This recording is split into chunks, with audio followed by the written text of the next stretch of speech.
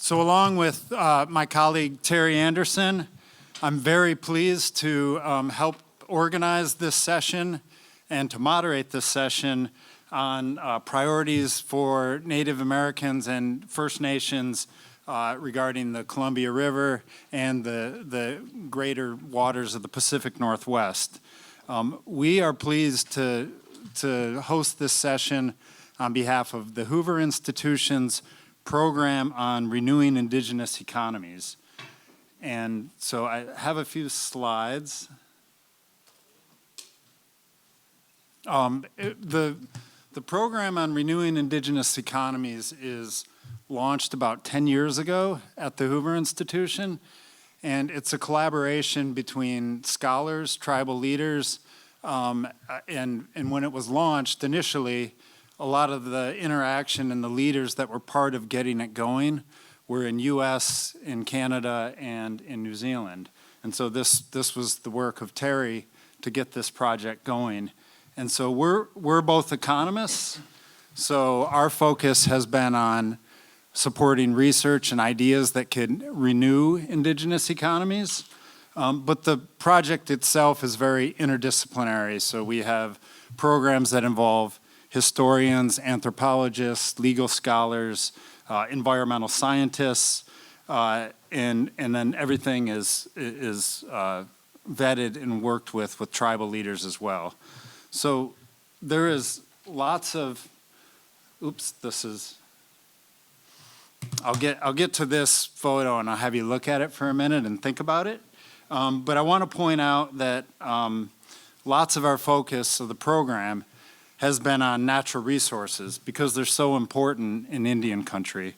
And our conclusion in general from the research that we've done and the collaborations that we've made is that when tribes manage their own resources with less oversight from the Department of Interior in the US and from federal agencies in other countries, they tend to outperform what would otherwise happen with the oversight, both economically and environmentally.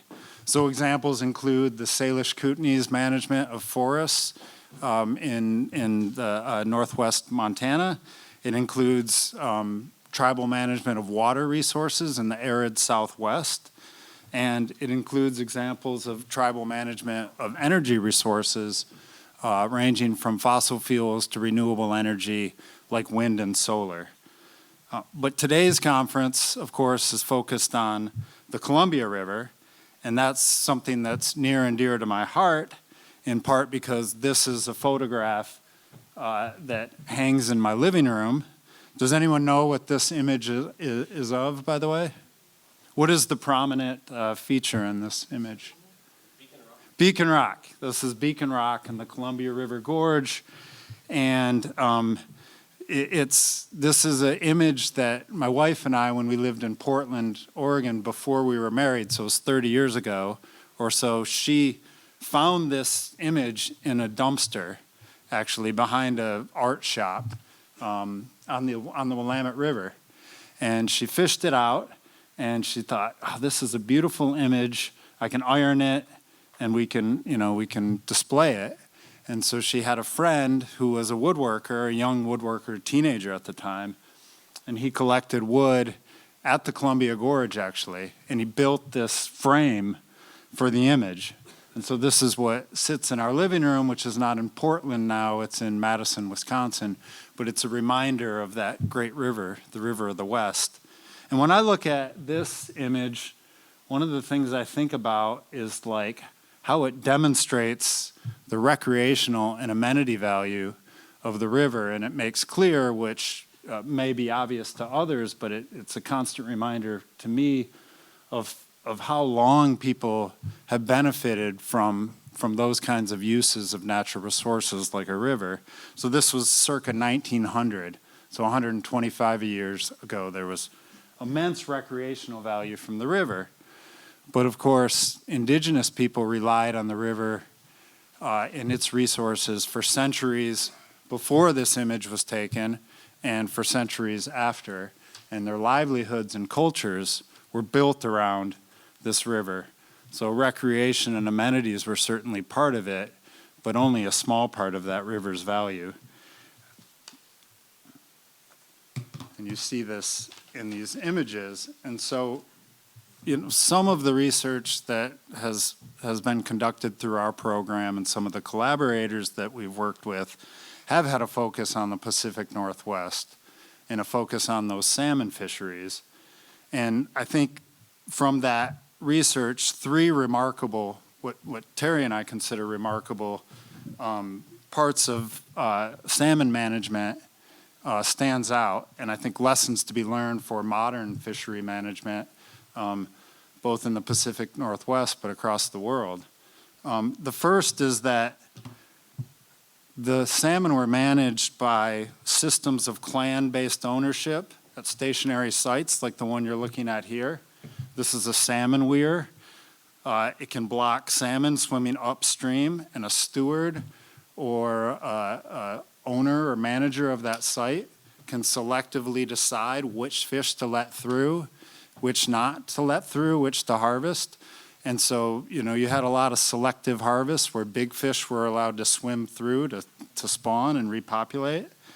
And you had enormous wealth of salmon through this system. So that's one really remarkable thing about the management of salmon in the Pacific Northwest and along the rivers in Canada, what is now Canada and what is now the US.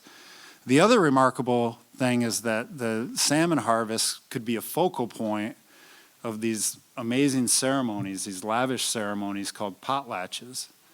And so at potlatches, wealth would be shared with other communities and pretty lavishly with gifts, reciprocal giving. And so the salmon harvests were so bountiful that sometimes wealth could just be given away, it could be thrown away. And a remarkable thing I think about that system is, this promoted equity, it promoted sharing. And the promoting of sharing, I think, allowed respect for the property rights systems at these stationary sites, which were necessary for efficient, long-run stewardship of the resource. So by sharing, the rights to the stationary sites weren't contested. And that's an amazing, sophisticated structure that modern societies have had difficulty replicating, places all over the world, including where fishing is important. The third is that these potlatches acted as social insurance. So salmon runs were weak in some tributaries in some years and strong in others in other years. Some of this was stochastic, some of it was unpredictable. And so by committing to sharing the bounty of the river, you were insured that, if you had a bad year and a bad harvest, you weren't laid high and dry. You could still sustain yourself as long as that sharing was reciprocal. So three really amazing things about that system that as a natural resource economist, which is what I am, really fascinate me. This system came to an end, at least for a while, when salmon were intercepted and became valuable in commercial uses, when there was a canning innovation in around 1870 that allowed salmon to be shipped these long distances, shipped to Asia. These enormous fish traps were built, and they were owned by corporations, and they would intercept salmon before they would make it to those tribal salmon weirs. The fish traps were banned in 1935 or 1934, and it's an interesting kind of political economy story why they were banned, but there was a populist movement to share the wealth, and the wealth should go to more fishermen, and so you ended up with a system where mobile fishing was encouraged, fishing on boats, like the gill netters you see in this image, but the gill netters and the boats would still intercept the salmon before they made it to tribal fishing sites. So this was not a system that benefited the tribes. Now, court rulings in the 1970s and 1980s did secure access to the salmon for tribes in respect for treaty rights that had been ignored for, over a century. But once that occurred, there were other obstacles to the salmon moving up the rivers. This is an image of the Grand Coulee Dam, which was just discussed in the previous section. Other factors, not just the dams, have contributed to declining salmon runs. So you have a history of really robust, rich management of the salmon in ways that promoted both efficiency and equity, and then 150 years that have followed that have made it difficult for tribal people on both sides of the Canadian-U.S. border to benefit. And so we have gathered experts here today to talk about the river, what it means to Indigenous people, how it might be managed differently, and what I hope that a question that will be addressed, and I'm almost certain it will throughout this discussion, is thinking about what are the opportunities and barriers to getting more economic, cultural, and environmental value from the Columbia River and the waters in the Pacific Northwest. So we've arranged this discussion with the experts to follow the headwaters of the Columbia River, starting in the mountains of Canada, where Derek lives, down through the tributaries to the Columbia River and out to the Pacific Ocean. And so that's the order. And we'll start with Chief Derek Epp, who I know plans to speak from the heart. So thanks, Derek. Thanks, Nick. Appreciate it. All right, good afternoon, everybody. I hope everybody's awake. I know I had a little sip of a coffee to wake myself up to and make sure I'm prepared for this. Quick introduction to myself, Derek Epp, Chief of Tzeachten. Which mic do you have on? Because this one's kind of annoying, so I might move this one.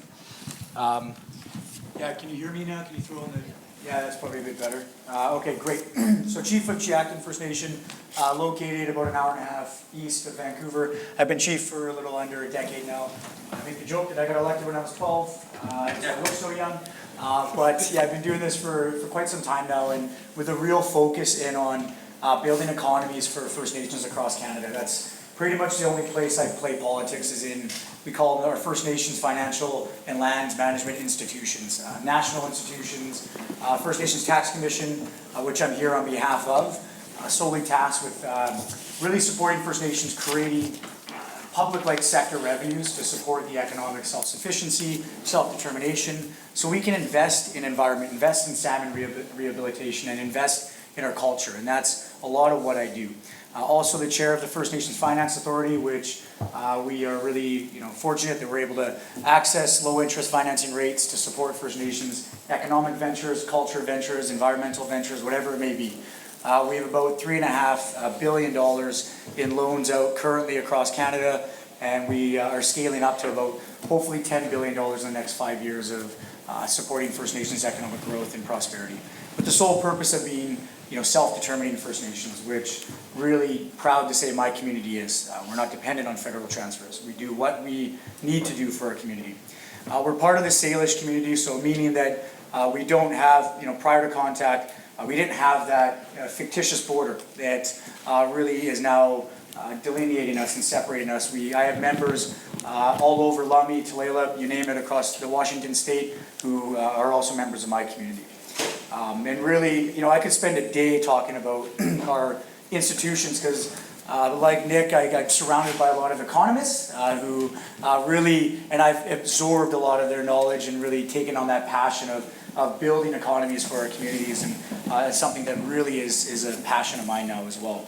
As mentioned, we have UNDRIP that really helps solidify NDRIPA in our province. Really good to see a friend, Murray Rankin, here, who can share a bit more about that, I'm sure, as well. But DRIPA has been a tool that's really enabled a lot of our ability to be involved in some of these regulatory processes now. Tzeachten, actually, funny enough, I might as well skip to the next. We almost had the same picture, Nick. Tzeachten is actually the Halkomelem name for Tzeachten, and it actually means place of fish weir. Actually, that's my community. We had an abundance of fish. We're from the Stalo Nation, where it means people of the river. We survived off of salmon. We thrived off of salmon. And actually, this is a picture literally from my community prior to contact. But because of assimilation, colonization, the legislative approach to really deter First Nations from being involved in economies and strip us of our rights, we've lost this. But because of our renewal of our economic systems and a renewal of our ability to regulate authorities, we are actually looking to bring this back. We're looking to rehabilitate the streams that go through my community to ensure that we can one day bring this back to our community. And I know my ancestors and my membership would be extremely proud to see this in our community again. During those early free trade period, we invented a language, I don't know if many of you heard of it, called the Chinook language. It was a trade language from Alaska to California, something that was used across borders, of course. And actually, one of the words that we use is skookum, which means cool. So for me, it's really skookum to be here. It's cool to be here. It's something that I'm really proud of. I think other speakers have said it as well. I didn't get the luxury of being able to attend a school like Stanford, but heck, I'm coming here to speak here, and I'm really proud to be doing that. And that's something that I know my community is proud of as well. My community, like many communities across, specifically BC, we're smaller, but we are very, adaptive and resilient. And this is just a map of my community. And really, this shows that, our communities are quite unique, where we can be urban in the settings, but we have an opportunity to restore water courses and fish habitat throughout as well. Now, this, with the lack of treaties in BC, you see this a lot in British Columbia, where communities were actually less than 1% of our traditional territory, of what we governed pre-contact. My community is much smaller than what our traditional territory is. But because of our ability to assert land jurisdictions and be a regulator, we consider ourselves more like the Canada Energy Regulator body now. Something that we have is, and I'll share a bit further in the slide deck, through the alliance we call the STSA, or Salt Smooth Stewardship Alliance, is where we actually regulate a lot of these processes now. And I'll share a bit about some of the Upper Skagit rehabilitation measures we're doing, and we're actually being the regulatory body now. I know 10 minutes go quick, so mind me, I'm going to try to get through this as quick as I can. But we do use a methodology called Tomiyuk. It's a word that we use to describe that we need to be using the knowledge from our ancestors from 7 generations ago and using that to plan for the 7 generations ahead of us. And that's a lot of the work that's bestowed on me in being a leader in not only my community, but quite frankly across Canada. A lot of the work I do is taking that lens now and making sure that we're thinking in that lens. And I think other speakers have mentioned it, I think the Western ideologies can learn from our people as well, and learn from that ideology around that thinking of that 7 generations thinking. And I know clearly from today's dialogue that everyone in this room are allies in that ideology as well. We heard from Condoleezza Rice this morning around, she loves our Canadian friends. Well, it's good to be in a room with American allies. Given where the political climate is at, it's really good to see the alignment on what we're trying to do here. And I could go on and share a bit about our trade. We have a long history of trade amongst our peoples cross-border as well, from pipestone to salmon to baskets, Ooligan grease. There was an Ooligan trail that went from the interior all the way through to the Americas as well, and that's solidified through a lot of our trade agreements. One of them being the Jay Treaty as well, which was signed in 1794, which we feel can be rehabilitated as well to help break down some of those trade barriers. But this is a quote that I use quite often in showing individuals what the impacts of legislative decisions were in the 1920s.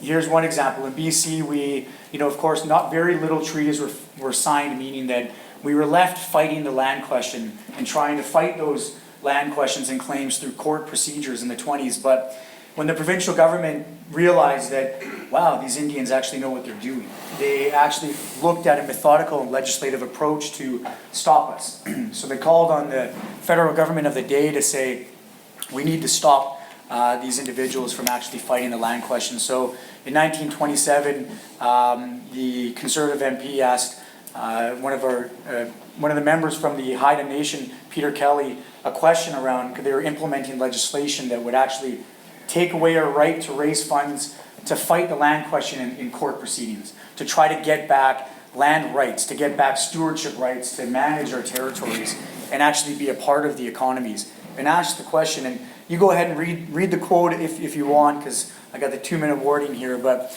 it's really about, really taking away our rights to our land, our rights to economic powers, and what were the implications of that? And Peter Kelly responded by saying, well, you're going to create a group of dependent people. You're going to create a group of dependent people who are dependent on the grace of Canada's funding, on what they feel is right to actually give to the Indigenous people of Canada. And he wasn't wrong. And he actually said it's going to take a century for the people to come out of that. And so he's right on two fronts. It's the reality that First Nations in Canada were dependent on the grace, and I say this sarcastically, the grace of the federal government for funding, for programs, for that dependency, and it would take 100 years, and he was right. But what he was right about as well is there's going to be a generation of leaders who are going to change that.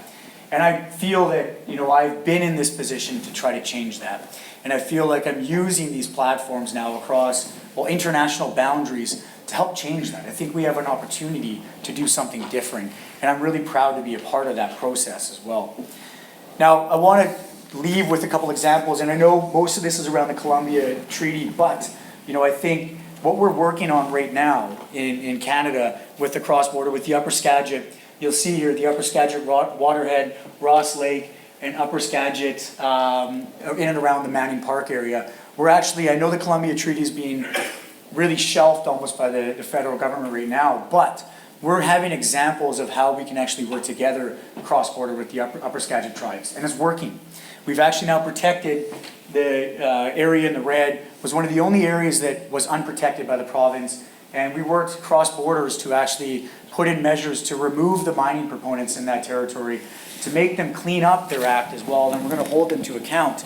But now we're working together to create conservation plans, to create methodologies that are grounded in our visions in partnership with the provincial government to make sure that these areas are never going to be mined again and they're going to be protected.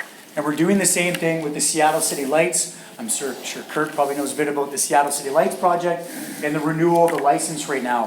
There's the on license, which is speaking to a bit of the, we're trying to embed more conservation, fish rehabilitation measures into that.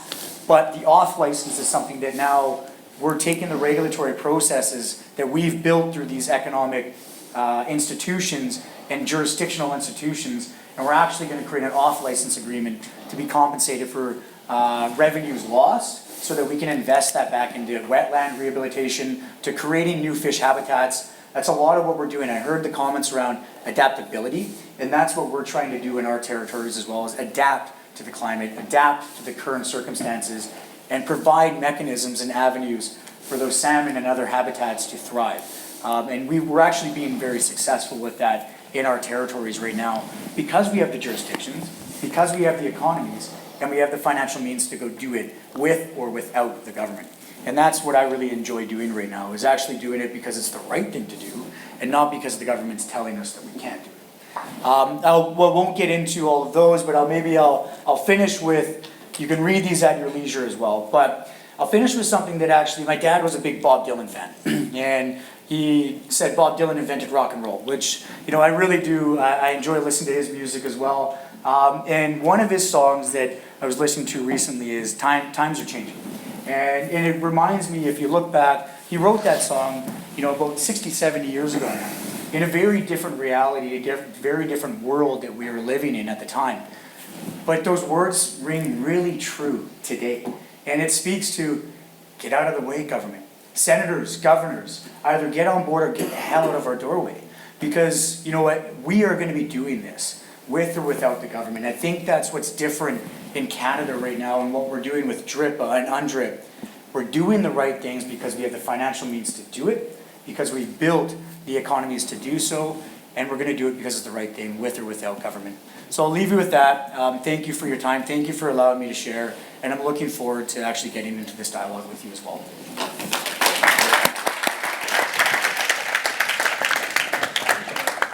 I predicted Derek would speak from the heart, and he delivered. Next up, we have Dr. Michel with the Upper Columbia United Tribes. I am not going to introduce the panelists other than to say their names. There are bios in the program, But I would say the bio doesn't say what needs to be said about DR, which is he's a legend for the work that he's done on salmon restoration.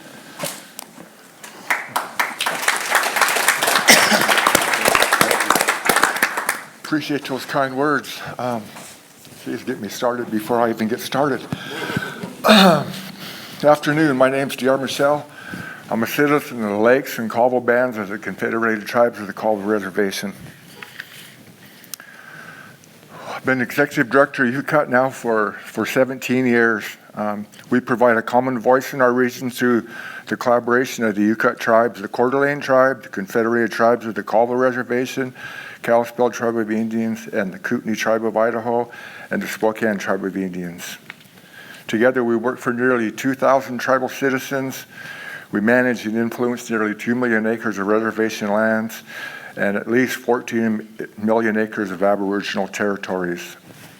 Our mission statement is to unite the Upper Columbia River tribes for the protection, preservation, and enhancement of treaty, executive order rights, sovereignty, culture, fish, water, wildlife, habitat, and other interests and issues of common concern in our respective territories through a structured process of cooperation and coordination for the benefit of all.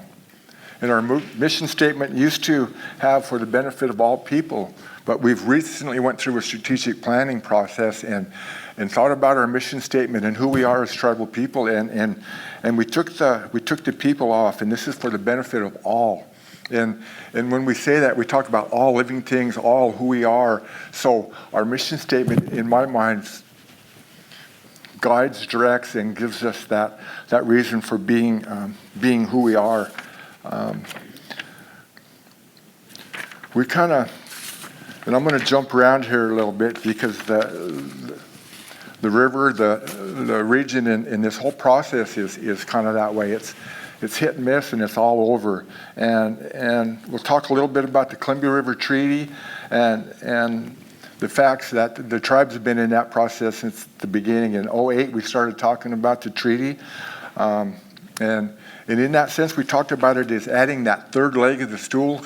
Currently, in those past, there was two legs to that stool. It was power and flood risk. We wanted that third leg, which would be ecosystem, include fish passage, that third leg of the stool. Well, we were successful in those negotiations, working with those folks, getting that third leg of the stool added, but that third leg is shorter than the other two. So we've got that third leg that is allowing us in the process, but it's not giving us what we need to implement it, to make it happen. So another part of where we're at and what's happened over the last 80 to 100 years is the politics, again, of the river and how folks describe it, and in the sense that they've developed, but so power is a benefit and fish is a cost, right? So we make money selling power, but we got to spend money to save the fish, which in me is just like asinine, backwards, whatever you want to say, because I mean, you got to do one to have the other, but to talk about it in that sense that it's going to cost ratepayers to bring the salmon home. I don't think there's a cost in bringing the salmon home. There's a benefit, and we did an economic evaluation that was really hard for the tribes to do, to put a value, and it's not on the fish, but it's on the process. It's on the whole entire Columbia River hydro system, and it looked at all of those aspects, rivers, the economics of the whole process, and it's estimated that $190 billion annually are derived from ecosystem type services. They talk about the power producers as being the big money for the region. That brings in an annual value of $3.3 billion. So looking at those discrepancies in those numbers and the potential benefits in adding and getting the salmon back home just on an economic opportunity is huge. And in that process, we're not looking to swing those economics clear back the other way. We're just looking for a happy medium in here where fish is a benefit, and we look at it in that sense. It's not a cost. And I think we go a lot farther down the road in bringing those fish home, in educating folks in those opportunities to, I had a video, or we've got a video, and I hope you guys were able to watch it. We put it online, and it was available through the conference, and it talks about those aspects of bringing the salmon home, the benefits, and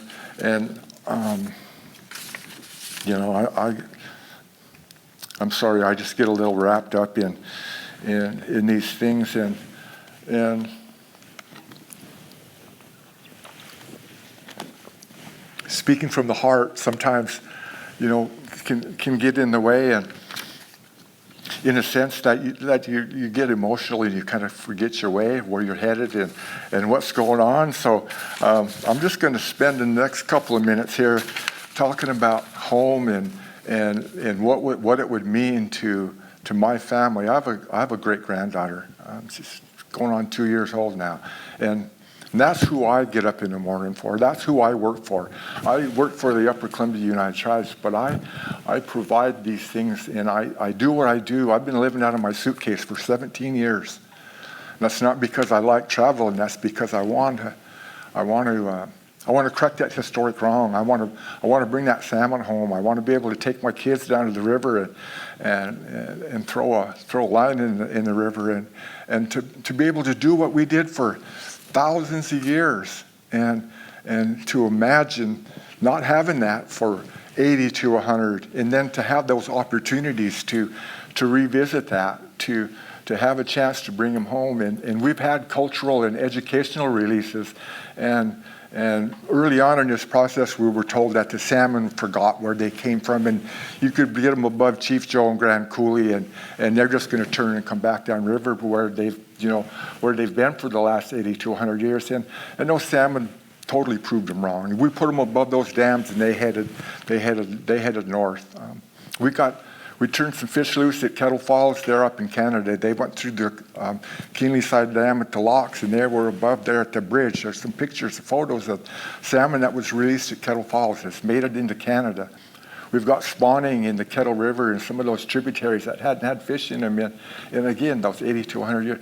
We put those fish back, and they're showing us the way. And I think that's an important part of how we're doing this. We're not going out and saying, here's fish habitat, and spending a lot of money creating that, and then the fish go over here and spawn. Well, that was a failure because they didn't spawn over here where we just spent $100 million creating it. Well, they're over here in this little tributary that we didn't spend any money on, and they're spawning. So we need to let the salmon show us the way, and provide them the opportunities, and they will. We're looking at trap and haul and all of these different ways of getting the salmon around, and that's our responsibility. That's where we come in, and we can do it. And it's going to take all of us, and that's part of why I've continued to travel around the country talking about these issues, is we can do it. We have an opportunity to correct the historic wrong that has totally changed the way of our life and everybody who's followed us. And to squander this opportunity to, current politics, it just scares the H-E-double-L out of me, and where this thing could go. We've got some settlements with the federal government that have been put on hold. We've got some things that were in the works that are being put on hold, and meanwhile, them fish are circling at the base of Chief Joe, and I apologize if you're not real familiar with the area. So we've got two dams blocking passage into the Upper Columbia United Tribes. That's Chief Joseph and Grand Coulee. So we're currently working on those two dams and those technologies. Somebody asked a technology question. There's a lot of new technologies, floating surface collectors, whoosh. I'm not sure if you've heard of that. The salmon cannon, they call it. You've seen it on TV. It's basically a vacuum. You put the fish in, it seals it, and it can shoot it up over a dam. It can move fish 1,700 feet at a time. Floating surface collectors, big nets. They guide the smolts in, and they pick them up, put them in a tote, take them around, trap them, turn them loose. So the fish again are showing us the way, and we're providing them those technical opportunities to get around these things that were put in their way. So I'm looking at 21 seconds here. I think I did pretty dang good considering. I really, really appreciate the opportunity to be here with you. Me and the wife took a little trip here. First time in 20 years we've been able to get away. We've currently got 2 nieces and 2 nephews, and we've raised a handful of them before that. So again, that's who I work for. That's who I get up in the morning for. And thank you guys again for the opportunity, and fish on. Thank you. So further down the river, we have Asia DeCoteau, and Asia is named after the Steely Dan album, I'm told. And she works with, she's the director of the Columbia River Intertribal Fish Commissions based out of Portland. Thank you. My name is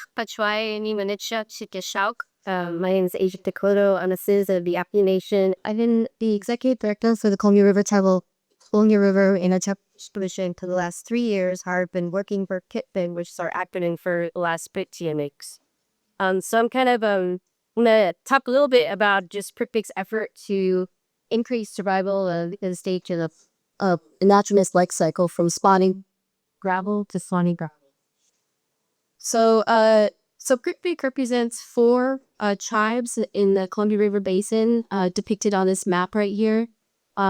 What you see is the Columbia Basin is depicted in the darker beige color, and then the Yakima Nation is in purple. That's my tribe where I grew up. The darker shaded purple area is a reservation boundary, and the lighter shaded area is a ceded territory. We also represent the Nez Perce tribe in Idaho, represented in green on the map. The Umatilla tribe in Oregon, represented in the red color. And then finally, the Warm Springs tribe, represented in blue. And so the combined area of these treaty fishing tribes' ceded territories covers over 25% of the entire Columbia River Basin. And significant to that is 88% of that is above Bonneville Dam, which is still accessible to salmon. We call ourselves, in our language is Ichishkin, we call ourselves salmon people. This is Waikanish Pum. It means we are salmon and people of, so we're people of the salmon.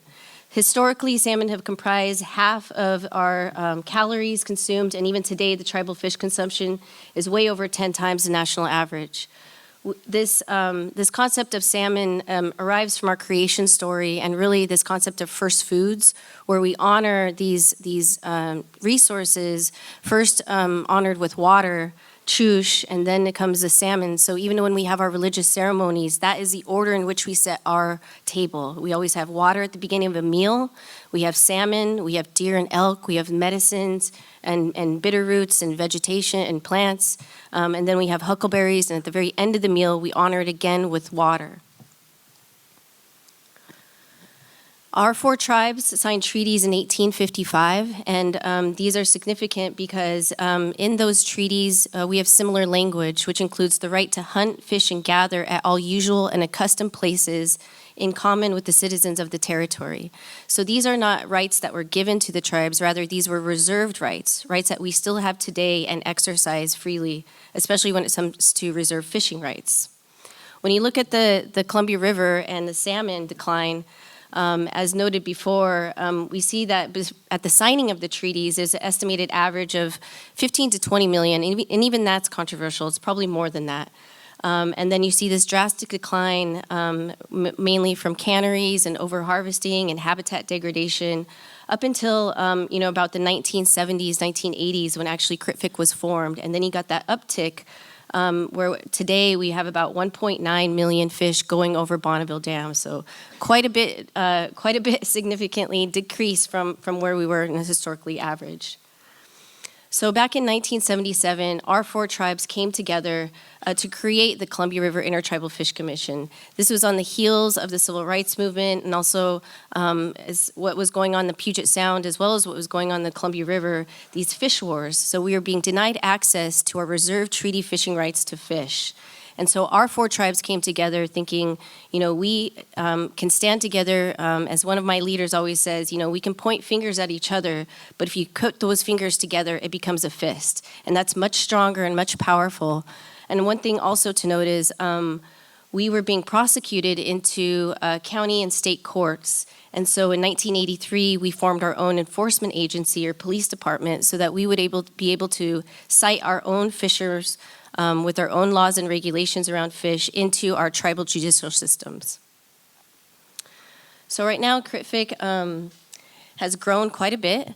We operate throughout the entire Columbia River Basin. We have a headquarters in Portland, Oregon. We also in Astoria, so moving left to right, we have our Coastal Margin Observation and Prediction Center, which is an estuarine ocean monitoring program in Astoria, Oregon. Our headquarters are in Portland. We also have our police department in Hood River, Oregon. We have a maintenance center that maintains 31 treaty fishing access sites on the river that are owned by the Bureau of Indian Affairs that we maintain. They provide access to the river for our tribal fishers. That's in the Dalles, Oregon. We also have a fish research station in Moscow, Idaho, and we also have a world-class fish genetics research lab in Hagerman, Idaho, in partnership with the University of Idaho. So in total, we have around 160 to 180 staff across the basin. Many of those work in Portland, but also many of those work from the reservations from which they came. So our concept of how we do our work is really embodied in our tribal restoration plan, which is called Waikanashmi Wakishwit, and that means spirit of the salmon in our language. And so in 1995, we released this plan, and this is really looking at gravel-to-gravel management. So the graph you see on the right is a salmon life cycle. So it's really looking at every single impact that salmon have throughout their life cycle. So where we go, the salmon go. And so in kind of to go along with this panel, we thinking about the headwaters, and my glasses, I can't read that far. But we start in the headwaters. This is a picture of Mica Dam, but our recommendations are to modernize the Columbia River Treaty to include ecosystem function, as DR had said, as well as the management obligations to address the effects of climate change, restore fish passage, and to Canadian headwaters, and of course include tribal representation in that decision making. So we are at the table advocating on our own behalf. Moving down, we have tributary habitat restoration. This is a picture of a habitat restoration project in my reservation in White Swan. And so we have watershed-wide habitat restoration to increase egg-to-molt survival of ESA-listed and depressed salmon populations to help restore these populations to levels where both ESA viability criteria and our restoration goals, which is a series of institutional and technical recommendations, are met. We also look at hatchery management. This is a picture of salmon smolts that are ready to be released from a hatchery. So the integration of hatchery and naturally spawning populations remains an integral part of the tribal approach to restoring fish runs. Direct tribal management of facilities provides greater opportunity to achieve this integration consistent with our overall vision. And hatcheries are incredibly important, and the way we look at hatcheries is as supplementation efforts. We also have a lot, as co-managers of the resource, along with our tribal and state partners and federal partners, we want to guide hydropower development and operations that account for the needs of both juvenile and adult fish passage, including lamprey and sturgeon, which is another cultural fish of ours, fishery needs, and the energy use during this current renewable energy transition. And if you're curious more about that, we actually have a tribal energy vision that we released 2 years ago.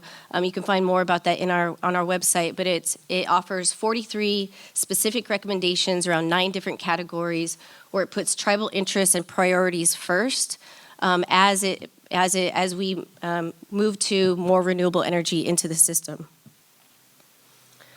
And finally, as the salmon go out into the estuary and ocean, we have our Coastal Margin Observation and Prediction Center, or CMOP for short. This program combines cutting-edge scientific research along with our traditional knowledge of the waters and what we've been doing for centuries into the estuary and ocean. CMOP uses a remote sensors, so this is actually an ocean glider that's filled with sensors. This is public data, so it's operated under this regional and national forum of ocean operating data systems, and so at any point in any time, anybody can log on and see what water quality parameters that we're measuring at any point. And the point is, as the salmon go out into the ocean, this mixing zone of saltwater and freshwater is so crucial to the survival of juveniles that we need to maintain and monitor these areas to ensure that the habitat's good, the water's good, so that those juvenile fish go out to the ocean and then, of course, return back. And then finally, we do quite a bit around ocean fisheries too, including the Pacific Salmon Treaty. So we have representation on the Pacific Salmon Commission, which ensures that our voice and our priorities are included in the management agreement, as well as the international fisheries between both the U.S. and Canada. So this is a commission, and Justin will probably talk about this quite a bit more, where we have tribal representation in decision-making, and it can be compared on the other sides of the Columbia River Treaty where we do not. So for that, I'll close out with just saying, my strength is from the fish.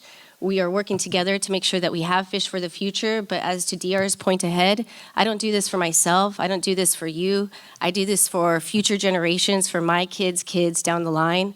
And as we said, we are salmon people, Waikanashpum. That doesn't mean just tribes. We include the entire region as we are all salmon people together. So thank you.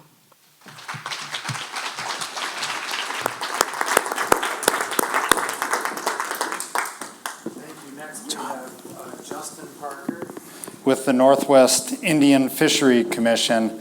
So he's going to represent either the end of the line or the beginning of the line, however you want to think of it. So including tribes along the ocean where salmon either start their journey out to sea or end their journey in the sea, I suppose. So take it away, Justin. All right, thank you. And also, another point I'll make about the Northwest Indian Fishery Commission is they also represent tribal shellfishing interest as well. And so there's lots of ocean aquatic resources beyond salmon that are covered here. Thank you. Clicko. Again, Justin Parker, Northwest Indian Fisheries Commission. So thank you for the invite. I appreciate being here today. I am a little bit of an outlier, though. It's when we first, your team first reached out to me and it was focused really on Columbia River Basin. Well, that's a little different for us, right? It's not that we're not dependent on the Columbia River Basin and its production, but for us, that's just not our area. We're ocean fishery, et cetera, Puget Sound, but the impacts that come from, and I'll get into that a little bit later, it very much has a great impact on us. So again, Justin Parker, I'm the Executive Director of Northwest Indian Fisheries Commission.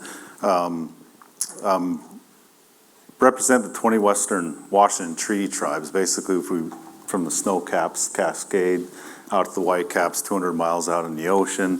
From the Canadian border, which as Derek mentioned, Nooksack and Lummi up in the very northern area, down to the deep south, Squaxin Island and Nisqually, out to the coast to Quinault, and where I'm from is Macaw, the furthest northwest part of the contiguous U.S., and so that's our 20-member tribes that we represent as a commission team, and we're very much similar to Critfic and others in UCUT in some regard. With probably, salmon recovery obviously mentioned quite a bit. We do a lot of that, and there's no question about it. We do all kinds of species, as was mentioned, shellfish, groundfish, wildlife even.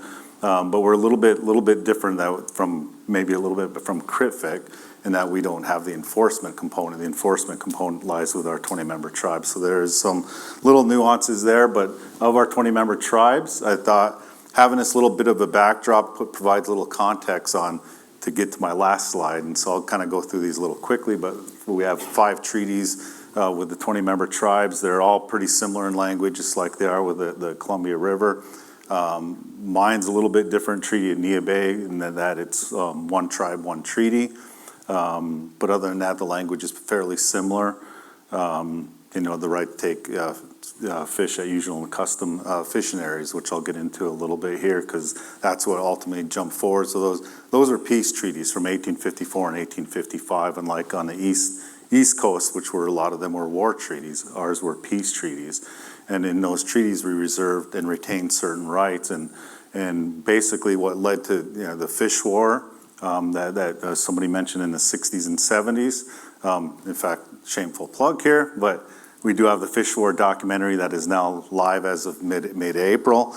You can buy it via DVD, or you can stream it on various different sites, but it's a 79-minute documentary that we rolled out at the 50th anniversary of the USV Washington event that we had last February. So, but with that, again, there's common language. Tribes, reserve those certain rights to retain, to continue to fish perpetually. And so for us, that decision made sure that those rights, that we can continue to fish in those areas. And not only that, it established tribes as co-managers of the resource. And for the various different fisheries management processes that I'll get into a little bit. But that's essentially what the USV Washington did in terms of the salmon. There's several sub-proceedings that have taken place since then. Phase 2, we do have also we have the Rafiti decision, which is relative to shellfish, and then recently with the culvert case that Governor Inslee mentioned at the lunch hour. And so those are all sub-proceedings under USV Washington. But the state of Washington refused to uphold the Bold decision, so we had to take it to the Supreme Court. Ultimately, it was ruled in 79 that those decisions were upheld. And so that's just a little bit of a flavor of some of the court case that really led to established tribes as drivers in the Northwest region.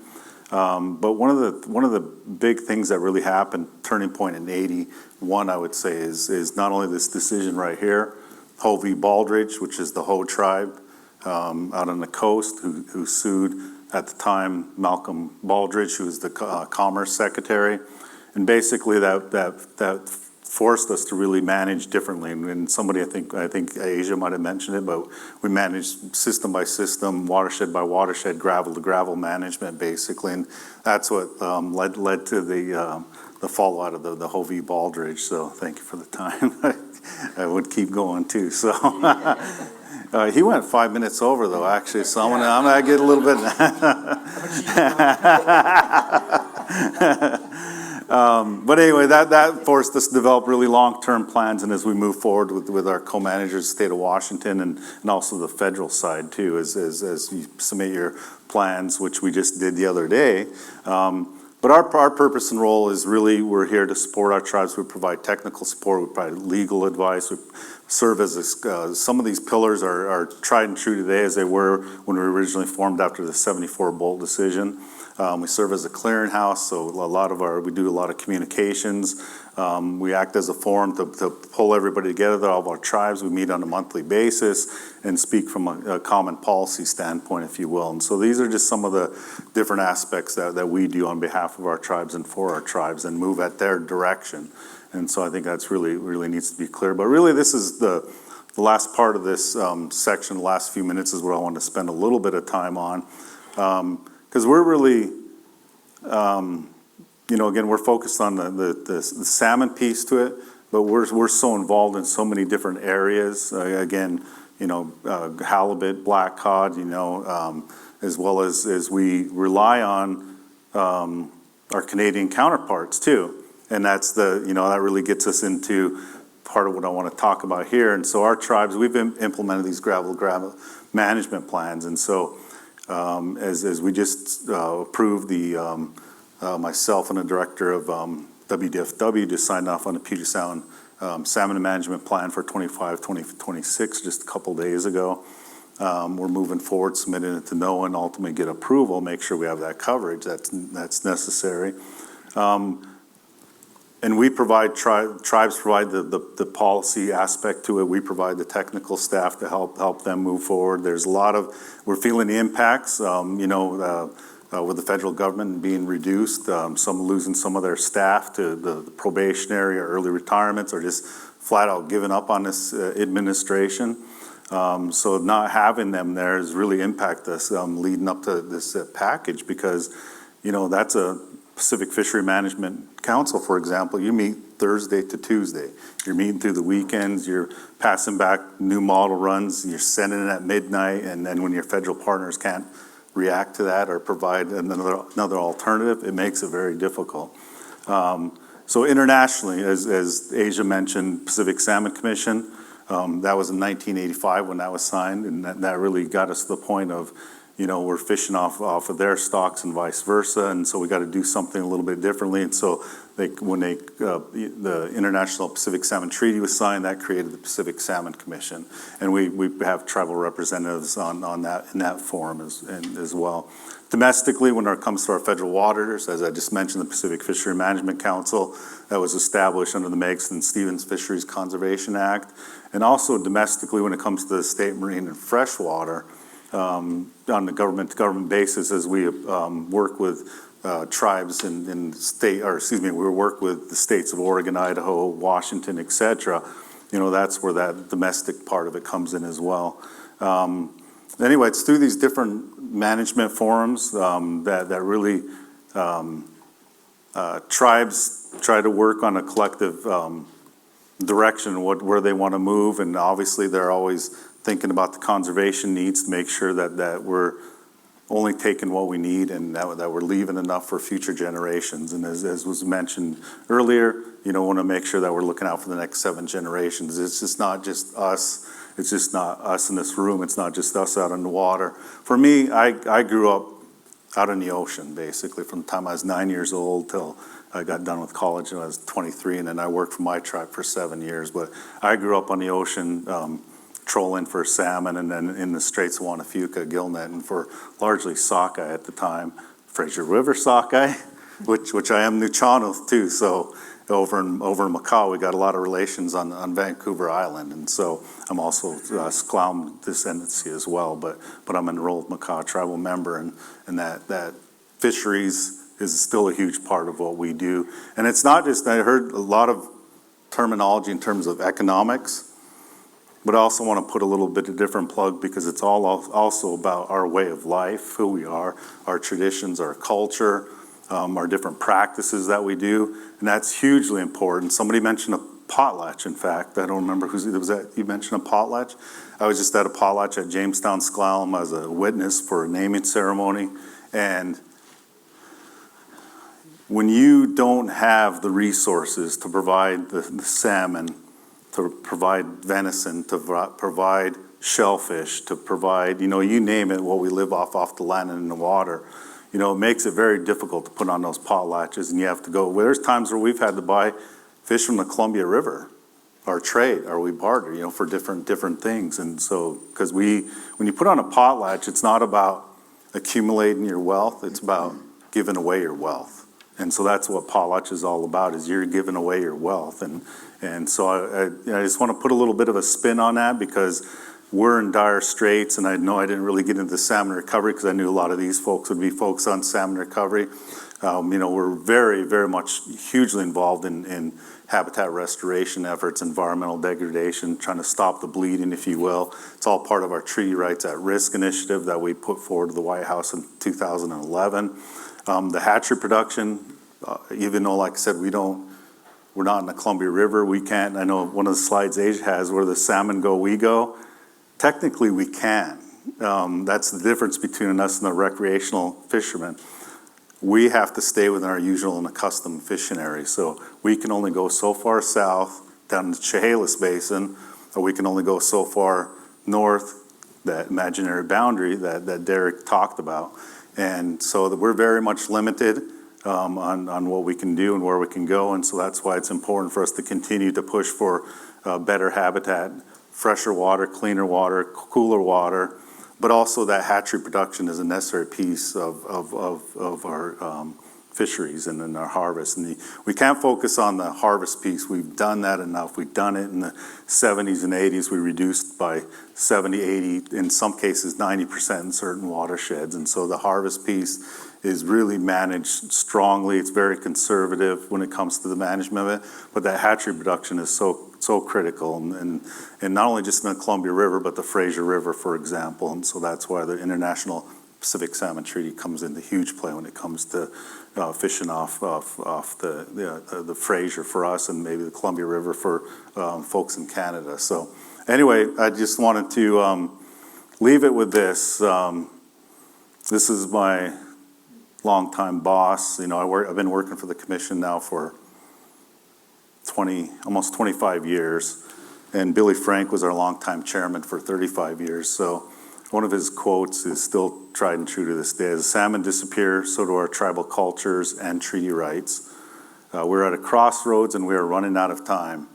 And so, you know, a lot of what we do is, you know, we can fall back onto a lot of Billy's words and his teachings. And this guy will be, next year, he'll be in the United States Capitol as one of our 2 statues from representing Washington State. So just got to end it here with Billy Frank. So thank you. Clicko.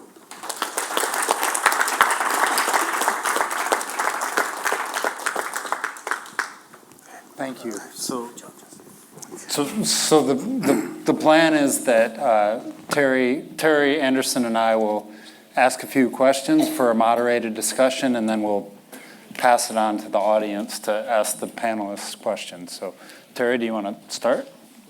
Some of you may have had to drink coffee to stimulate you, but for David Kennedy and myself, I know the real stimulus came at the end of DR's when he said, "Fish on."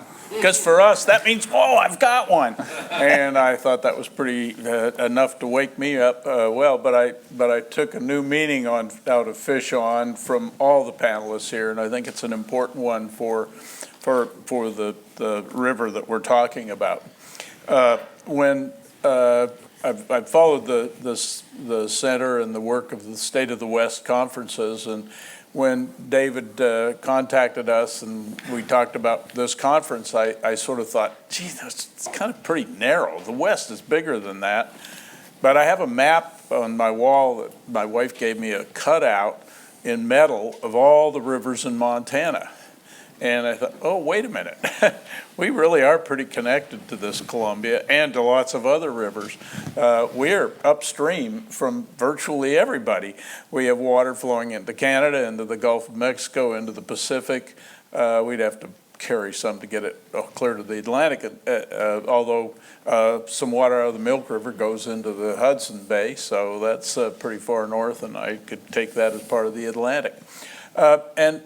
It occurred to me as I looked at my map on the wall just the extent to which the theme of this conference, the State of the West, is brought together by the way in which water is a thread that's part of a tapestry of the way societies live and are organized. And I want to use that as a way to get to the question I really want to ask all 4 panelists here. But when I think of this tapestry, and I think of how it's woven together and gets frayed from time to time, maybe right now more than others, I start kind of wondering about, it takes me back to the title of the program that Nick and I direct at the Hoover Institution, Renewing Indigenous Economies. But I didn't say it loudly enough. Renewing Indigenous Economies. It's the renewing part that really is what drives me in this project and takes me to think about what fish on means, what all 4 of these people talked about in terms of the importance of fish. And I think the fish are kind of a barometer, a measuring stick that we can use to think about the river and how it's managed. At one of the earlier sessions, somebody referred to the iconic nature of the salmon. And if you spend any time in the Pacific Northwest, you don't have to look around very much to see the sense in which the salmon is an icon. And I sat out in the audience when I heard that as an economist, and Jonathan and others focused a little on the trade-offs. I started, well, how do you trade off iconic against electricity or irrigation water? How do you make those trade-offs? And yet, I think back to renewing, takes me back to indigenous economies can be renewed, and the renewing part means going back to what they once were. Furthermore, as I think Derek used these words, he first said, we survived, and then he quickly changed and said, no, we thrived. And I think that's a crucial part of what I've come to understand in the work I've done with renewing indigenous economies, is these weren't just people, as one of my friends who's a tribal member in Montana said, people sometimes think we just wandered around and stumbled on berry bushes and picked the berries. And she said to me, no, we knew where they were and we took care of them, and we had mechanisms that helped us understand how to take care of them. And through all of that, she said, we were able to adapt, and we adapted to all kinds of changes, climate change way back, and it's that ability to adapt that I think is the lesson to really help us understand renewing the Columbia River Treaty. And so with that, I'd like to ask the four of you to think a little about what you know of the history of your culture, of your people, of the institutions that allowed fish on to keep fishing, allowed the river to do what it did to allow people to thrive, and see whether there's any hint as to what we might learn, we collectively, people north and south of the border, east of here, might learn about how to renew the treaty. So I ask you, what institutions do you know from your history that allowed people to thrive? And it wasn't just abundance. I mean, obviously, if you got enough stuff, you can be pretty stupid in how you use it. But as my friend said, we didn't just stumble on these. We knew how to take care of them. And so I'm really asking each of you to reflect on your cultures, your histories, and tell us if there are any parts of the cultural governance structures that existed to allow fish on. Justin? Nope. I think mine works. I think it's more for you. Wow. I guess I would say for us, growing up and hearing the stories of my ancestors, my grandfather, my great-grandfather, so on and so forth, for us, we only took what was needed. So as we went into modernization, civilization, if you will, in terms of monetary, and we used to barter. So we always, that was our way of life. That's what we did. That's how we traded, etc. So we weren't worried about the economic piece of it because we lived off the land, we lived off the water. When the federal government tried to squash tribes, basically, and it extinguished our traditional way of life, I really appreciate my forefathers for pushing out and going. We have this island called Tatoosh Island right at the beginning of the Straits of Juan de Fuca, where it meets the Pacific Ocean. And so we would sneak out there, not me, but obviously, but we would go out to Tatoosh Island, and we would still continue to practice our songs and our dances and our way of life, and still do our, as I mentioned, potlatch. We'd still do it, and we'd provide food, but we only provided there, we only used what we needed. And so I'll use an example of where things have changed for us quite a bit is, one of the things that's a little unique in our Treaty of Neah Bay, is our right to harvest whale, in this case, gray whale, as everybody probably already knows. We stopped in 1920, and we weren't forced to stop. We just, our ancestors saw that the numbers were getting decimated by the Europeans coming over and commercially hunting them. And so we backed off, we throttled up until they went on the endangered species list ultimately when that came into play. And so then once they started to thrive a little bit, that's where things changed. Right now, you can look at our Puget Sound Chinook, our Hood Canal Straits chum. You can look at our Lake Ozette sockeye, where my Parker family is from Ozette.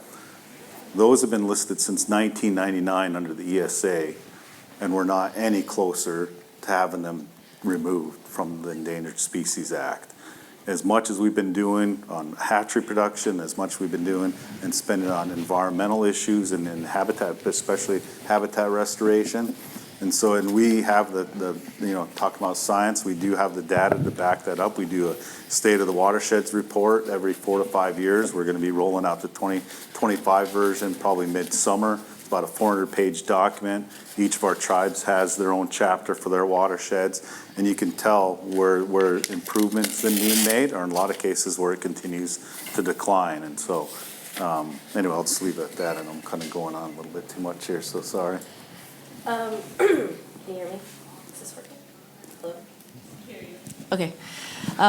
I would kind of bring it back to the concept I introduced earlier around first foods. And so in our culture, we have first food ceremonies. So you're not actually able to harvest or fish or gather these foods until there's a ceremony. And it's set in place in certain times of the year, knowing that once the first food ceremony is performed or around all these different longhouses, then that opens up the season. So there's a stopping point where you don't harvest or fish until it's open, and then it's monitored, and then it's closed so that we continue to have those resources in the future.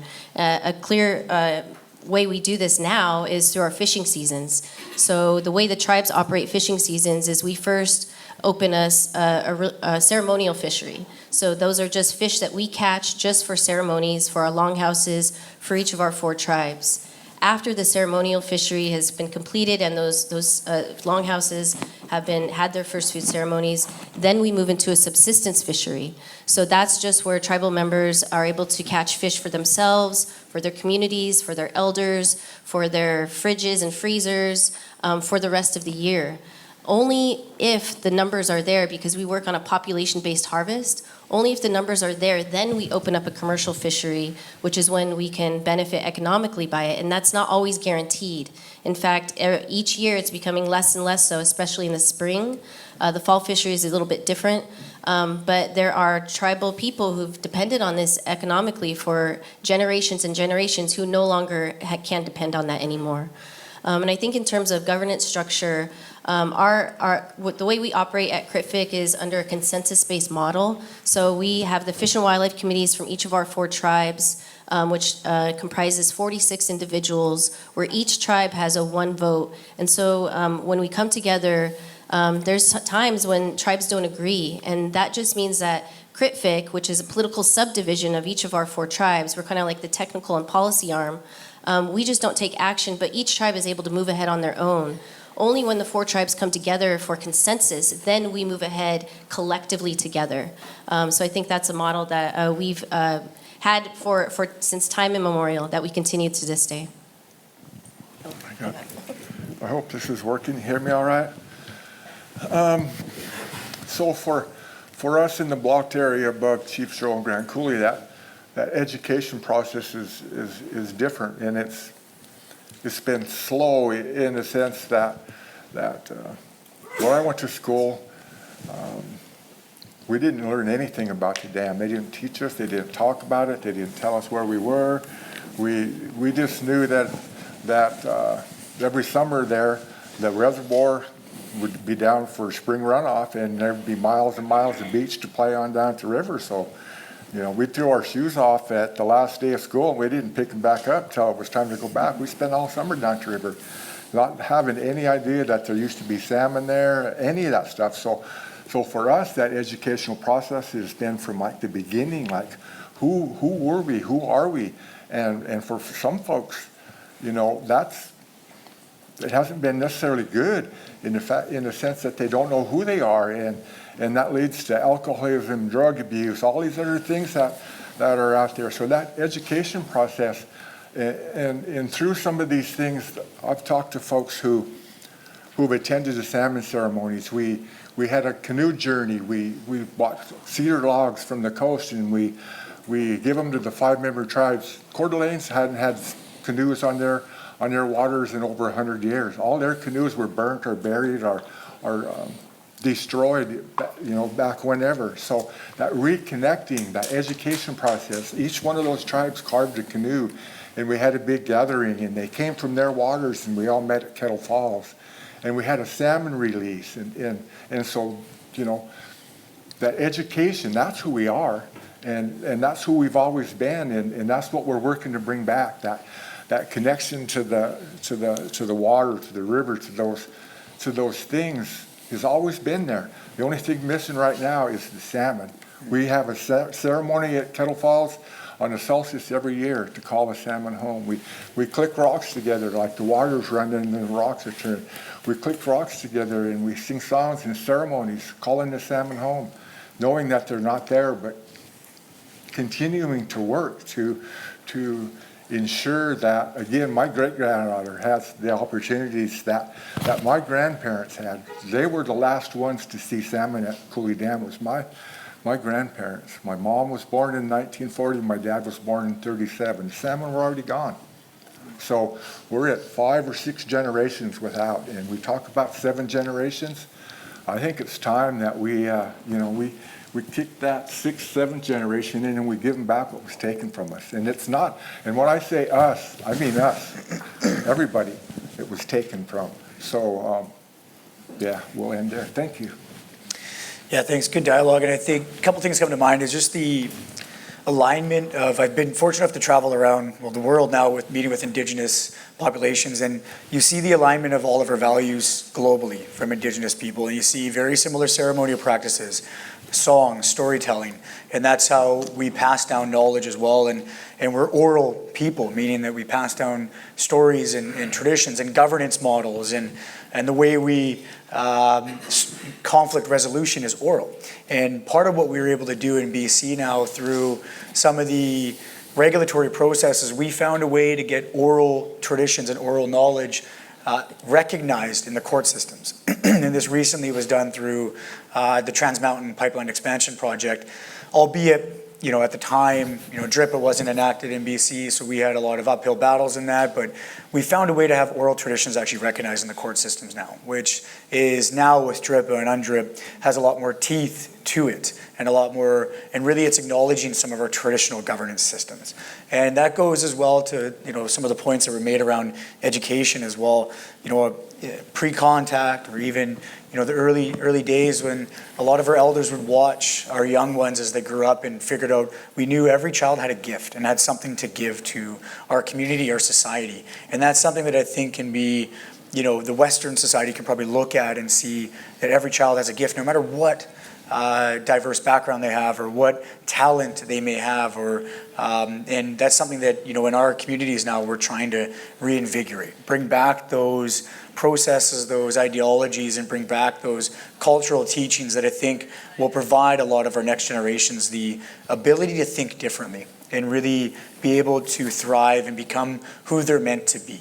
I know we got only about 5-6 minutes, so I'll park it there, but I know there will be a lot more dialogue on that as well, so thank you. You mentioned something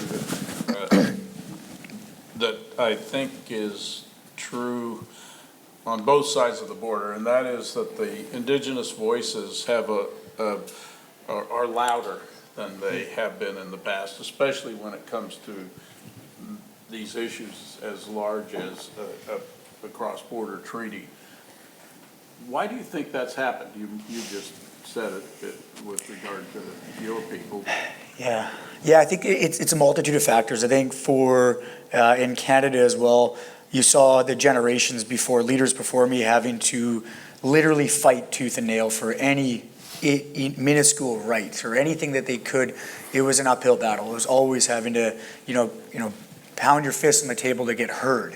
And now we're finally in a position where we have, through these institutions that we built up in Canada, we have a legislative or codified right now. And that was integral to our success, is getting legislation changed, that we now have So even my community, the Indian Act still is the only piece of legislation that governs a specific demographic of people in Canada, being the Indigenous population. What we've done through these institutions is my community has removed ourselves from 50, 60% of the Indian Act through these institutions. And now we've been able to take over the jurisdictions, the decision-making processes, the regulatory processes, which has given us a voice. And not only a voice that we have to bang our fists on tables to be heard, it gives us a legal voice to say, well, too bad. You need to listen to us. You have to work with us. You have no choice. FPIC, for your free prior and informed consent, is a real thing in Canada now. And we use that not as a weapon, but we use it as a tool. And I still say, First Nations in Canada are playing with a limited toolbox, but that's where my job is. And that's what takes me away from my kids and my family so much, is making sure that I want to fill that toolbox as much as I possibly can to give the next generation a voice, to continue to have that voice and grow that voice and be more powerful, and to work collaboratively. Nick, do you have a question, or we'll take it to the audience too? So. Yeah, I think we should take it to the audience, but I'll say what question I would have asked, and maybe we can talk about it later. Actually, I was going to ask two, and I'll say them out loud and we can move forward. But I wanted to ask if there were parallels and similarities from which lessons could be drawn with the reduction in salmon and the reduction in bison and the loss of bison to the plains tribes, and if there's common lessons and struggles to share there. And the other question I wanted to ask is about this alleged tension between economic revival and cultural revival. Is it real, or is that a false dichotomy? So maybe we can talk about those later. But now let's move to the audience.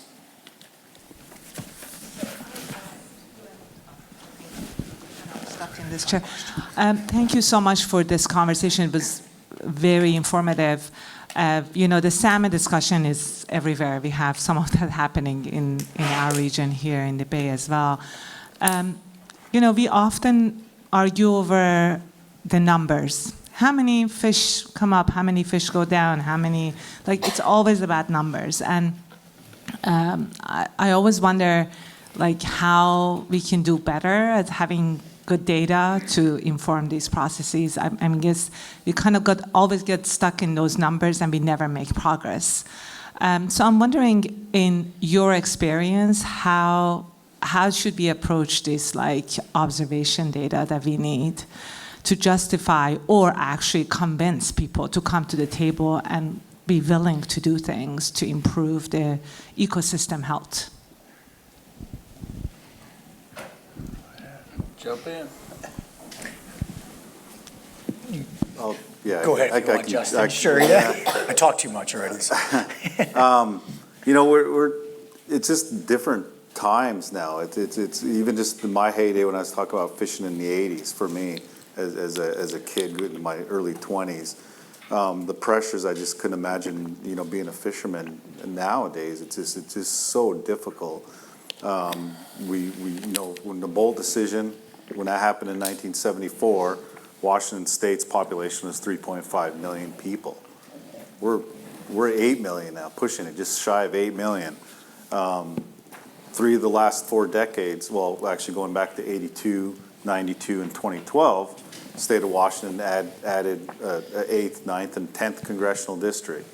So that even tells you how much the state of Washington has grown compared to the rest of the United States, adding 3 congressional districts over a 4-decade period based on the 80, 90, and 2010 census. And so those pressures used to just be along the I-5 corridor, but now they're creeping out to the coast, out to the more rural areas. And so, it's a struggle, but I think when you talk about economics and you talk about the cultural aspect, tribes try to find that balance, and then they try to work, because when I mentioned we approved the fisheries management plan, that's just the pre-season part. We have in-season fishery management, and then there's also post-season. So if the in-season, if they don't look like they're returning, the numbers aren't looking as good, you're probably not going to have a fishery, even though you agreed to one. certain tribes are giving up some parts of their fishery to allow other tribes an opportunity. And so there's trade-off, and the same thing with the state of Washington. They have trade-off on certain areas, because we got the marine waters and we got the terminal areas. And so, there's always trying to find that balance as much as we can based on what's returning. And each year is going to be different, and each species is going to be different, because you want to provide the least amount of impacts to those listed species. Maybe I can expand a bit on that too. And thanks, Justin. I think in BC, it's probably very similar to in the States as well. A lot of the ministries or the different authoritative bodies in the province are siloed, so they don't work together, right? So you can talk about data all day long and work with one ministry, but they're gonna be like, well, that's forests and lands, not our problem. But what we're doing now in our territory is actually, we're picking up the ball and saying, fine, we'll just do it. We're gonna do all this, and we're gonna gather the data, gather the resource, look at the ecosystem health, not bounce it up in just old growth forestry or water and salmon, or looking at the various aspects of. We're looking at what are the impacts of the entire ecosystem and what are the impacts of civilization on that entire ecosystem as well. And one of the areas we're researching now is agriculture, because BC is such a farming, and was really based on farming, British Columbia, but we're now understanding from data that, with the fertilization to create crops, about 80% of the fertilizer actually goes airborne and 20% actually only hits the crops. And what's that doing to our water courses? It's just heating it up, it's creating invasive species, and it's killing the salmon. So now we're trying to use data to actually, as you said, is like educate the general population, educate government, because we're actually leading government in most of these initiatives, and they're actually looking to us and saying, yeah, you're way more organized than we are, help us. But you're still working with the bureaucracy and still working with government at the end of the day on a lot of these initiatives. So, I don't necessarily have the answer, but I can say we're definitely trying to get ahead of a lot of these initiatives and making sure that we're seeing like one lake in our territory, Cultus Lake, it's probably past the point of saving, which is really unfortunate to see what's happening. But we have another, water courses and Scottsackle, a very traditionally sacred lake to us, is we know we can still save it. And we're gonna use data to save that. We're gonna use informed processes to make sure that we're holding the government to account. And if not, then we're just gonna go do it.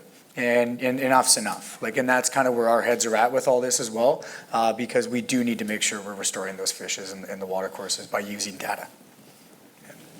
Another question there.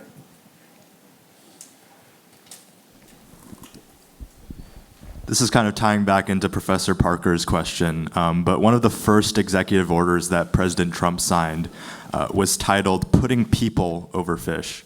Now, I think the reality of the situation is that it should be called "Putting Profits Over People and Fish."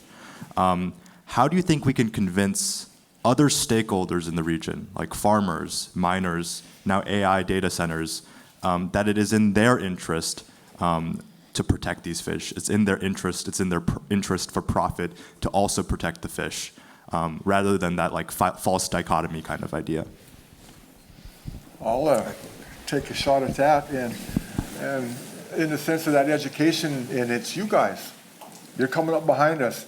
That's why I think these get-togethers are really important, is educating the folks who are coming up behind us. You're going to be the ones that deal with whatever the Trumpster pulls out of his next. You guys are going to have to be the ones dealing with that more than us. So we're setting you up for that, to educate you, to help bring you along, to help you prioritize, to help focus on the issues that need to be focused on, to be fixed, to correct those historic wrongs. And it's going to take a whole bunch of us to get through the next couple of years, and it's going to take a while after that even to get any similarity in a functioning ecosystem and a functioning government, right? We can afford to do both, right? We can have fish and we can have power. We can have fish and we can have flood risk management. It doesn't have to be either or, is my message, I guess, today. Economics prove it. The society proves it. The salmon have proved it again. They continue to live up to. There's a deal in our culture that the salmon was one of the first ones to step up and take care of us as pitiful humans, that they were one of the first ones to offer themselves up. And in turn, we take care of them. And that's who we are. That's our responsibility for those future generations. So that education is huge. And you guys are next, man. Be ready.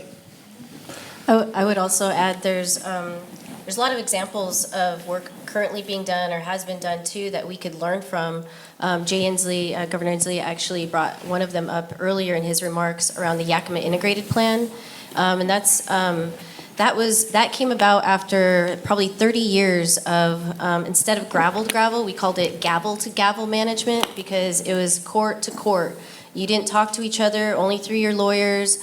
We couldn't really get along. It was the tribes and the fisheries against the irrigators and municipalities about water usage, in-stream use and outstream flows. And it took a bipartisan approach eventually, but really what it came down to is a tribal member and an irrigator sitting down and saying, what are our values? What do you value as an irrigator for water? What do you need and when? And what do you value as a tribal member for fish? When do you need water and when? And they were able to come together, and outside of these 30 years of trying to do this, they came up with a plan. And then they were able to get this bipartisan approach where they were able to get $3.8 billion over 30 years, where knowing that climate change is an issue, knowing we won't have water, that the tribes have water, the municipalities, the irrigators, they've all come together and they work together. So it doesn't matter what administration is happening right now. They already have a plan that's in place that doesn't waver. And so it's a really great example of how that can be achieved. I think the one word that comes to my mind is innovation as well, right? Like I think it was spoken about earlier is think tanks like this university need to be innovative for solutions as well, right? Like, and you look at, I mentioned the stat around the agriculture, farmers aren't going to shift the way they do things unless we provide a solution for them. That's the reality of it. It's cost too much. Farming's already an industry that's cost prohibitive in our country as well. So we need to create solutions for them and then dictate to them that this is the new way forward. So I would add to, because that's a good point that Derek mentioned about cost too much. I hear that a lot from business industry, what you name the sector. So my response always is, okay, show me your analysis. You can't just rattle that off, that it's going to impact your business and it's going to cost too much when you don't have an analysis to prove that. So back that up, then let's work on it. But I would also say, getting to the question that you're asking about, in terms of, when I look at it, partnership, collaboration, and I just give you two examples that happened over this past week. Last week we were in Puget Sound. We had our annual Puget Sound Day on the Hill, and that's what Northwest Indian Fisheries Commission and the Puget Sound Partnership, a state agency in Washington. We collaborate, we co-host, we put this on. And typically we have about 70 people that go back to DC with us, and we're meeting with both sides of the aisle. We got friends on both sides. And I think one of the things that my kind of takeaway was, because we have business interests, we have agencies, we have academia, we usually have UW or Washington State or Western Washington scientists there with us. We have local governments, tribal governments, and you name it. It's a broad array of business interests. So J.T. Wilcox, who's part of Wilcox Farms, but now sits on the Puget Sound Leadership Council. He was a former minority leader in the state house. He just stepped down a couple years ago, or this last year, I should say. But I know one of my takeaways from that back there and meet with both sides is, Democrats and Republicans, they know we don't agree on a lot of things in Washington State, in the state legislature, but what we do agree on is salmon recovery. A lot of the question becomes then, how do we get there? What's our pathway? Where do we intersect? And so I think forming those collaborations, those partnerships are hugely important. Another example is before I flew down here last night, I had breakfast meeting with Washington Forest Protection Association. Meeting with those guys, didn't see eye to eye back in the mid-'80s, and still till Stu Bledsoe and our leader, Billy Frank Jr., sat down, and that's where it's the start of what we now know as the Timber Fish and Wildlife Agreement. So there's always opportunities, just how do you forge those relationships, how do you build them, how do you find a common theme, a common sector where you might intersect. And so I think there's opportunity for folks, you know, and I really do appreciate everybody sticking around. I know it's going on 5 o'clock here, and especially the students, you know. I don't know how many, because the rest of us are getting paid, right? But you all are here on your time, and so I do appreciate you sticking around, so thank you. I think we're pushing up against the keynote close. I'll just end by saying, fish on. Yeah, good stuff.